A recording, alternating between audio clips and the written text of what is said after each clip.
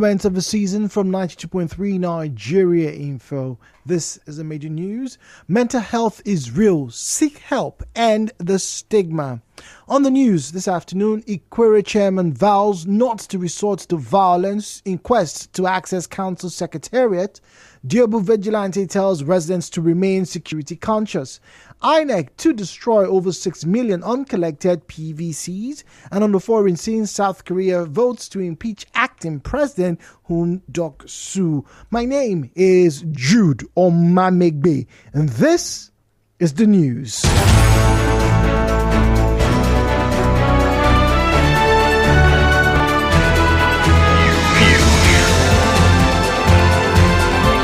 This is the news on 92.3 Nigeria Info.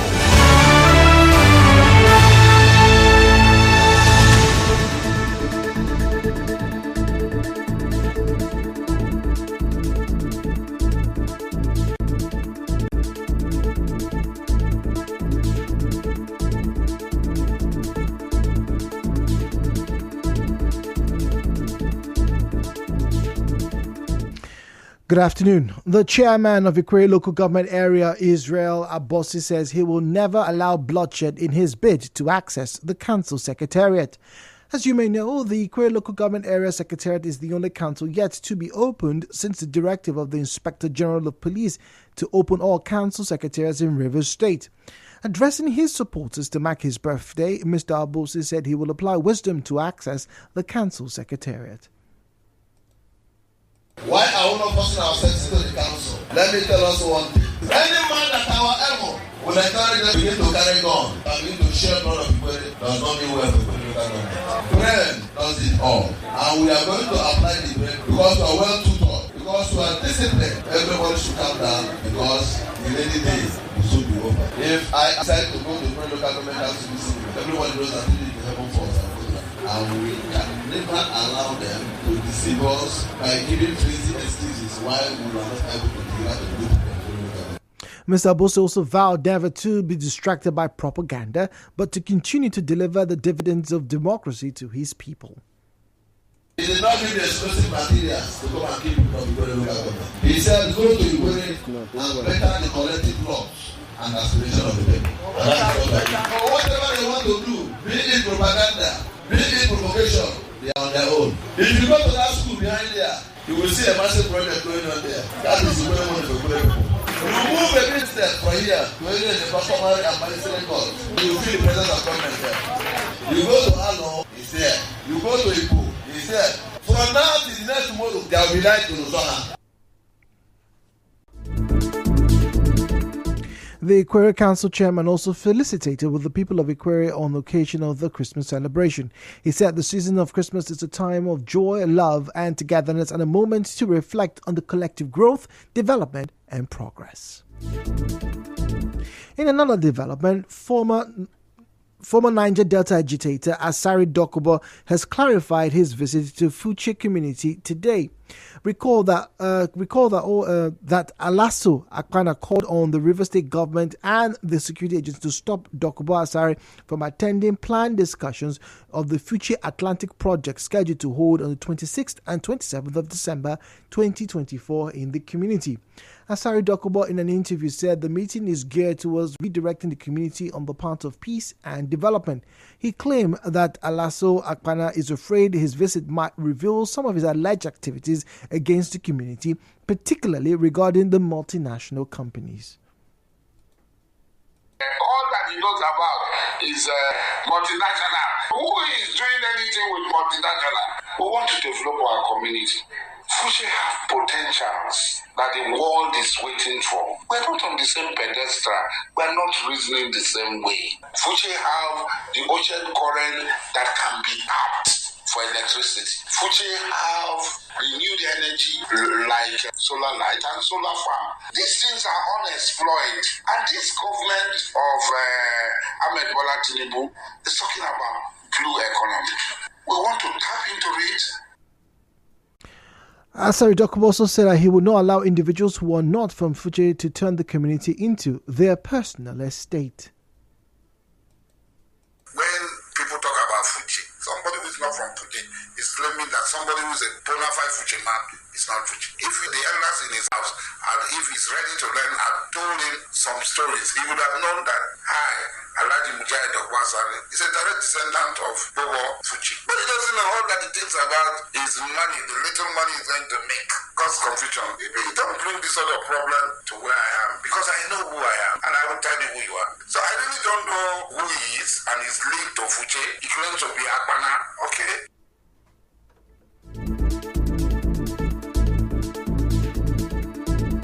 Meanwhile, the commander of Diobo Vigilante, Amatare Bipilade, Bipilade, is advising residents to remain security conscious as they attend crossover night services. Speaking to our correspondent Emeka Otuka, he warned that the criminals often take advantage of the occasion to steal from worshippers and break into homes. He urged residents to leave their mobile phones and other valuables at home during the service. Mr. Bipilade also noted that the Diobo area has experienced relative peace throughout the festive season. So we want to advise that in as much as security in the Yuletide season is about 80% a crime rate, we should also not too relax for them to take advantage of it. And secondly, that crossover night, people who are going with their phones to churches to in order to send SMS for New Year celebration, I think you can keep your phone at home, because the security measures, protection is better than care. You protect yourself before you begin to think about caring yourself. So he also urged the police to raid suspected criminal hideouts in Diobo and other parts of the state. He assured that his group will continue to work closely with the police to combat crime and ensure the safety of residents.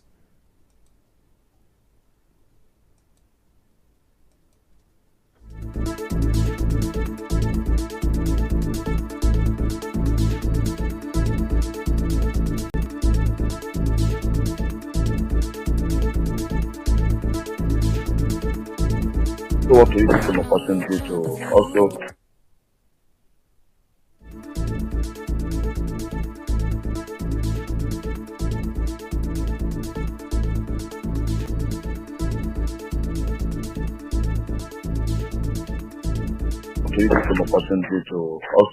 call on the state security architecture, so that before the crossover night, I think the River State Police Command should raid hidden hideouts to dislodge them. And also with the vigilantes, I think we will not relent to do the little we can do. We are just a complementary body.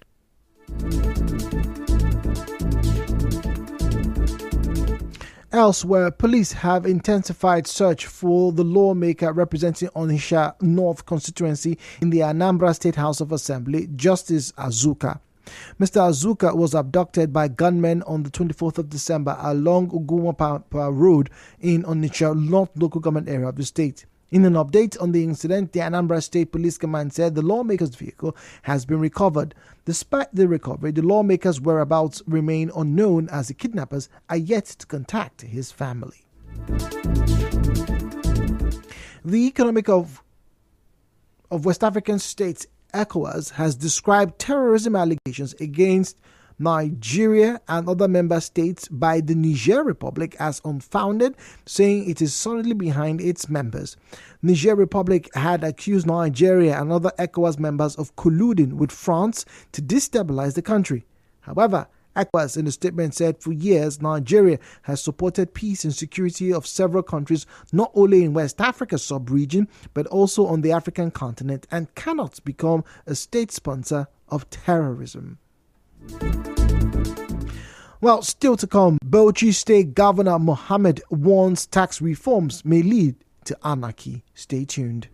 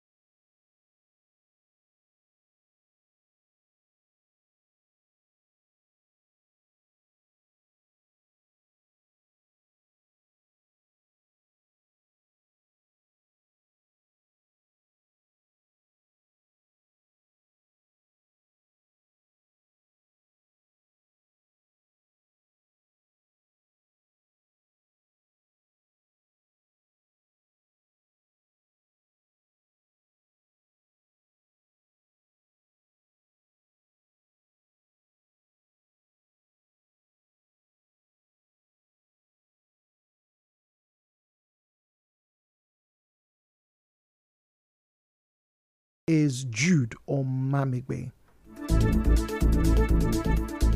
We'll continue with our stories now. Banks and some offices resume today after the 2-day holiday. But some other business areas have closed for the year and will not be opening today until next year. Motor parks have been busy this week as more people travel ahead of the New Year celebrations. In the meantime, child rights advocate Igazema Okoroba has urged families to actively check on and inquire about their children's well-being during this festive season. The festive season is a time when families are bonding, and we believe that families have a responsibility to prevent child abandonment. So it begins with asking, when people come home, where is Nkechi, where is Tony, where is Boma, is the family complete? That family unit must first hear about what's going on with their cousins, So the family needs to first of all check. And then if there are children that you have concerns over their health or over any other issue, why did you send this child off to so-so's house? You begin to ask these questions and trace where that child is.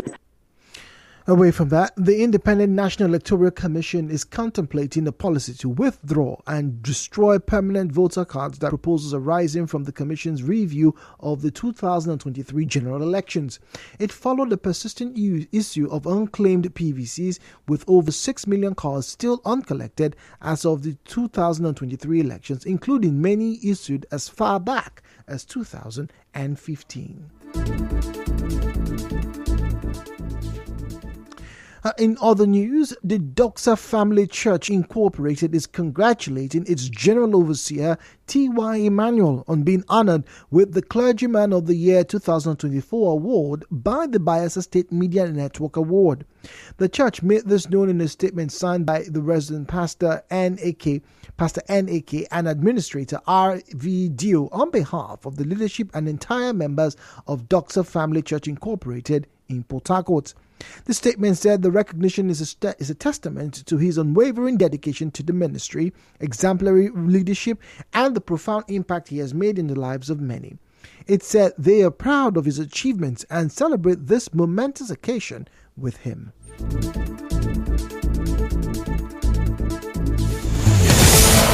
And now the business news.